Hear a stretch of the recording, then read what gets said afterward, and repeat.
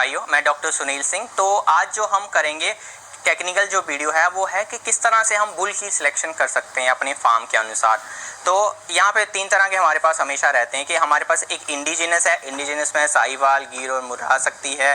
Cross breed गाय है हमारे पास, जैसे ये क्रॉस ब्रीड है जर्सी के साथ या इंडिजिनस है, तो उसी हिसाब से हम बुल की सिलेक्शन कर सकते हैं। तीसरा हमारे पास प्योर जर्सी और प्योर एचएफ है, उसके साथ बुल की बेस्ट सिलेक्शन कैसे कर सकते हैं। पहले हम बात करेंगे इंडिजिनस की। तो इंडिजिनस में सबसे बेस्ट जो बुल की सिलेक्शन होती है वो इस समय है कि हम पेरेंट एवरेज के बेसिस पे देखें उसको। तो नॉर्मली दूसरा सिलेक्शन क्या हो सकती है कि बुल की मदर ने कितना दूध दिया है, वो बेस्ट हो सकता है। अगर आपके पास 4,500 से ऊपर वाले डैम यील्ड वाले बुल हैं तो आप उसके लिए बेस्ट बुल की सिलेक्शन हो सकती है। इसके सिवा पेरेंट यील्ड, पेरेंट एवरेज मतलब कि दोनों माता पिता दोनों का एवरेज क्या है था जिस बुल की हम सिलेक्शन कर रहे हैं, उससे कहीं ना कहीं मिल्क ज़्यादा इंप्रूव होता है as compare to dam yield के बेसिस पे।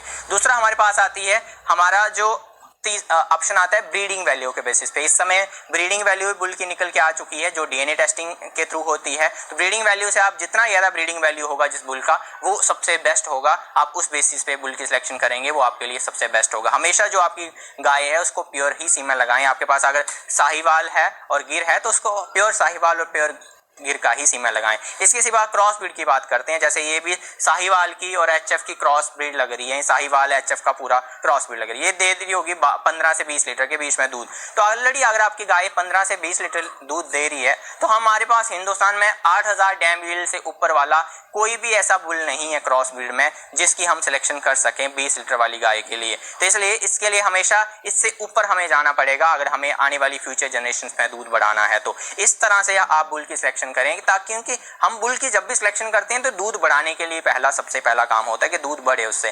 तो इसलिए आप क्रॉस ब्रीड लगाने से दूसरा एक फायदा तो कह नहीं सकता, पर कहीं ना कहीं थोड़े नुकसान भी होते हैं। अगर आपके पास एक क्रॉस ब्रीड का एक गाय आ रखी है और एक प्योर ब्रीड की गाय है तो कहीं ना कहीं क्रॉस ब्रीड की वैल्यू आपको कम मिलेगी as compare to pure breed. और दूसरा है कहीं ना कहीं फ्यूचर का जो मेस्टाइटिस का रेजिस्टेंस है ये आपको देखने को नहीं मिलेगा क्रॉस ब्रीड एनिमल्स में। इसलिए 20 लीटर से ज़्यादा अगर आपकी गाय दूध दे रही है तो उसको मेस्टाइटिस होने के चांसेस हो सकते हैं जब क्रॉस ब्रीड आप यूज़ करें। आप इसमें भी बुल की सिलेक्शन हमेशा ध्यान रखें कि अगर आपके पास 10 से 12 लीटर की गाय है तो क्रॉस ब्रीड यूज़ करेंगे, दूध बढ़ेगा।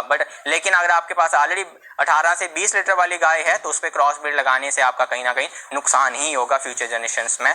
इससे भी तीसरा जो हमारे पास ऑप्शन रहता है वो है जर्सी और एचएफ की बुल की सिलेक्शन कैसे करें, क्योंकि दोनों ही ब्रीड जो हैं वो इंपोर्ट की गई हैं बाहर से।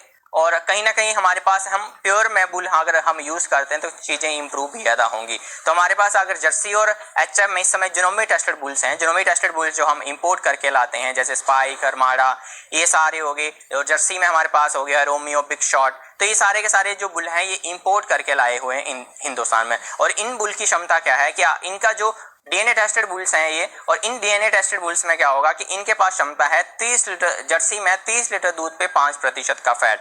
मतलब आपको 30 लीटर दूध पे 5% का फैट मिल सकता है जब आप जर्सी यूज करते हैं। और एचएफ की बात करूं तो आपको 40 लीटर दूध पे 4% का फैट मिलेगा आप जब ऐसे बुल की सिलेक्शन करते हैं तो डीएनए टेस्टेड। तो मतलब ये बुल के खुद के डीएनए की वैल्यू है, ना कि उसकी मदर का रिकॉर्ड है। बट जब हम मदर के बेसिस पे बुल की सिलेक्शन करते हैं तो उससे कहीं ना कहीं दूध के में प्रॉब्लम्स आती हैं। फ्यूचर का दूध बढ़े नहीं बढ़े ये कह नहीं सकते।